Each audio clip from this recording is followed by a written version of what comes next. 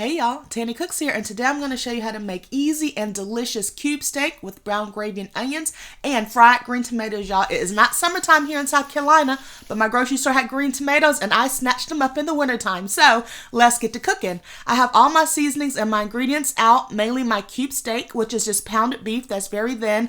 I have a packet of less sodium brown gravy. I have butter, eggs, beef stock, onions, and look at these beautiful green tomatoes, y'all.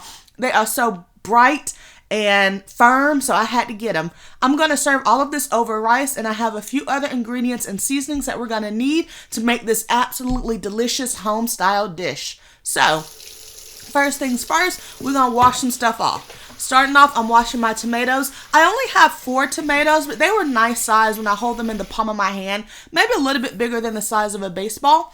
I wash my vegetables with white vinegar, so I put that in maybe a half a cup or so into cool water, and then you want to rub or brush your vegetables just to make sure there isn't any wax, or if anyone else touched it with nasty hands, you get that off. I set that to a side and let those dry, and so now I'm going to season my beef. And I am using a variety of seasonings. I only have 4 pieces of beef, so this isn't a big meal. But at minimum, you want to use salt, pepper, garlic powder, onion powder, smoked paprika, complete seasoning if you have it. If you have a steak seasoning blend, that would be delicious. And we're going to season liberally on both sides, but I am reserved with the salt just because we have that seasoning packet for the gravy mix from McCormick that we're going to use. That is 30% less sodium, but it still has some sodium, so you don't need to add much or any salt to your meat. So now I'm ready to do my green tomato. So what I did is I just beat up my 2 eggs into a bowl. I'm just whipping them up. You can add some seasonings here. So I'm going to add onion powder and garlic powder and complete seasoning and black pepper. We want every layer of food ingredients to be seasoned, but not with the salt. So my tomatoes are clean and dry, so I'm just going to slice them. Now, it's up to you how thin you slice your tomatoes. I don't want mine paper thin because then it won't hold up to the frying process since we're going to deep fry it. So you could see the thickness I have here, but it's really up to your personal choice. You could see the inside of my tomato was just starting to turn pink, so I got them just in time from the store. So I'll show you one more tomato. I cut both ends off, and then I discard those, and then I slice the tomatoes at a medium thickness. Obviously, if the thicker they are, the longer they're going to take to fry. I have had fried green tomatoes at local restaurants in South Carolina, and rarely have I ever liked them. I think only one place have I liked restaurant-made fried green tomatoes, and I don't know why. Well, I think they might buy theirs breaded and frozen, and it's just not the same as doing it at home yourself. So this is why I like to cook at home. So I'm just dipping my tomatoes in egg, and I'm going to let a few slices hang out there. I really could have used a bigger bowl, but I didn't because I didn't want to use a whole bunch of eggs, y'all. So 2 eggs in this bowl, and I let the tomatoes sit in there for a while, and then I'll just soak them in egg in batches. So I'm going to go ahead and get my rice started, and I always cook my rice on this channel in my rice cooker because it's so easy, but I want to show you that I can make it in a pan too. So in a basic saucepan, I just coated the bottom with a little bit of olive oil, and then I am using the same measurements to make my rice in this pan as I do on my rice cooker. I use 1 cup of rice to 2 cups of liquid. Now, as far as the liquid goes, you can use plain water and add seasonings, or you can use chicken broth or beef broth. It really is up to you. Here I have 50% less sodium beef broth that was already open in my refrigerator, and you can see the sodium is 410 milligrams, which sounds like a lot, but it's less than the typical box of stock. So I'm just going to pour in 2 cups of this. And I know this is a dry measuring cup, but with rice, it really doesn't matter which container you use to measure the things. It's just 1 part rice, 2 parts liquid. It doesn't matter if you're using a measuring cup or a coffee mug or whatever. So that's just how my mother always made rice when I was young, and it works for me. So even though I do have beef stock, the box stock really isn't that flavorful, so I add complete seasoning. You can add a pinch of salt. I show on my channel a couple of different ways to make homemade stock because it has so much more flavor to me, so be sure to check those recipes out. And I'm cooking my rice on medium heat, and I'll check it in a little bit. Now I'm going to follow back up with my green tomatoes, and I'm just using a plastic baggie, and I have about 2 parts flour to 1 part cornmeal. So if I have 1 cup of flour, then I added a 1/2 cup of cornmeal. That's the ratio I like, and I'm adding the same seasonings that I used on my meat. So onion powder, garlic powder, smoked paprika, and black pepper. And I'm not going to salt it now because I like to salt my fried foods, even the fried tomatoes, right when I take it out of the hot grease.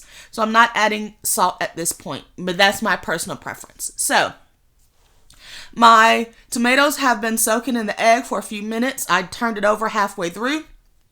So I moved the tomato slices from the egg wash to my flour and cornmeal mixture that has been seasoned. And now I'm adding the next batch of green tomatoes to the egg to let them hang out for a few minutes.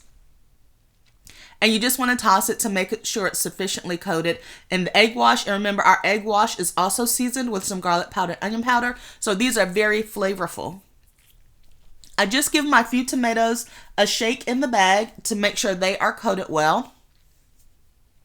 I like the cornmeal because it adds a little bit more gritty texture than just using flour, but I don't like to use all cornmeal. But again, that's just my personal preference. I do the same thing when I fry fish or chicken, so I'm just making sure it is sufficiently coated. You could absolutely do this in a big bowl if you prefer. I just happen to use a disposable baggie, and there we go. So now I'm going to slice up the onions that I'm going to need for my gravy. I'm using yellow onion, but any onion of your choice will do. If you don't happen to like onions, then you don't have to use onions. You don't have to use onion powder. I'm just showing you recipes of the way I like to cook things, and then you can tailor it to the way you and your family like to eat. I am cutting these mostly thin, so they will saute up nicely in the gravy. I am leaving them in the half moon shape, so they are kind of long, so that's why I'm making sure I slice them pretty thin, but again, personal preference. I don't know how many times I've got to say that, but I just like to remind people that you don't have to do it exactly how I do it because you may not like it. So I'm adding canola oil to both pans. I'm using 1 pan for my meat, and I'm using 1 pan for my tomatoes. I checked my rice. I'm using a wooden spoon to fluff it up, and it looks just about ready.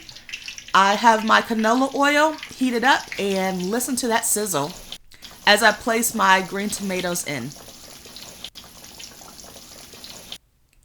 After a few minutes, you'll notice your green tomatoes are going to start to float to the top. You'll start to notice them turn golden. In my other fry pan, I have my onions that are softly sauteing. I don't want them to get too dark because I just want them translucent, so you don't have to cook them up too high.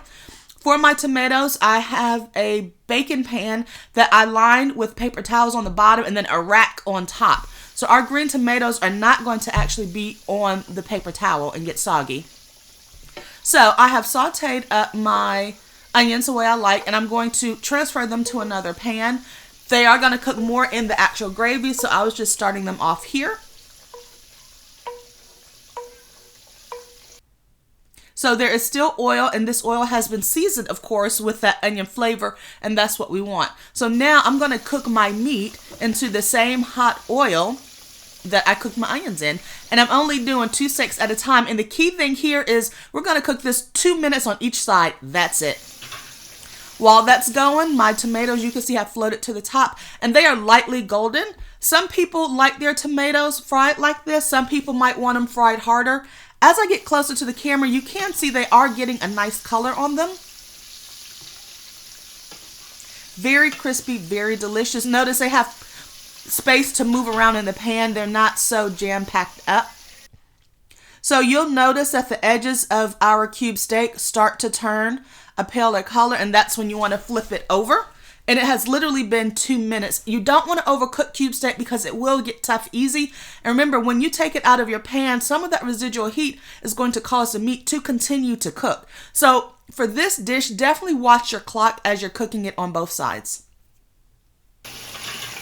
My tomatoes are getting a little bit darker, just how I like. Y'all, look at that. It is feeling like summertime already. That's what the fried green tomatoes remind me of, is summertime. Because I like to grow a lot of tomato plants in my garden, and I snatch off my big green tomatoes before they even have time to ripen up and turn red. But that's what my family likes, so that's what I do. Beautiful, y'all. This is a taste of the South in your mouth, if I do say so myself. So my oil is still hot, but it is not burning. So I'm going to add my second batch of tomatoes to let them cook up.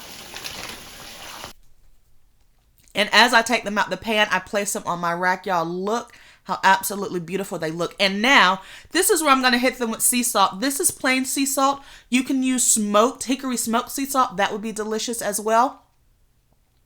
I just salt them on one side. I don't bother to turn them because it's not necessary. So now that my meat has finished cooking, I added my seasoning packet of gravy and my beef stock, and you want to follow the instructions on your gravy packet. And now as that's cooking, I'm stirring that to make sure the liquid cooks down. You could absolutely make your gravy from scratch if you want to. It's not that hard with a little bit of oil, butter, and flour, but that's not what I did today because I had the packet on hand. I am adding a little complete seasoning for additional flavor. I took an easy way out today and I just used this McCormick packet because I had it. And I added a little bit of complete seasoning. You might want to add a little bit of black pepper. And don't be concerned because it looks so liquidy. Let it cook down and you'll notice it's getting thicker as it cooks. I don't want it to burn. So with my wooden spoon, I am moving it around in my pan. You could use a silicone whisk to do this instead of a wooden spoon. So my gravy now is on a low-medium heat and you can see it bubbling away. It is getting thicker in this process, and as I move it around with my wooden spoon, it is coating both sides, which is what I want to see. But cook your gravy pack according to the instructions on your packet. So now my rice is plated and I'm just adding a few pieces of this delicious cube steak. Look at the beautiful color I got on it. It's very tender because we only cooked it 2 minutes on each side, and now I am drizzling over the meat this delicious onion gravy. Y'all, look at that. It is so delicious, and this recipe was so easy to make. So on a night when you want some comfort food, this is an absolutely delicious and economical recipe to make that I'm sure your family will enjoy. And on the side, I've added my delicious green tomatoes. Now, I like mine fried a little bit hard, so you see the good color on it, but look at this. This is a very comfortable, delicious Southern recipe that you will want to try. Thank you so much for watching my video. Please subscribe to my channel.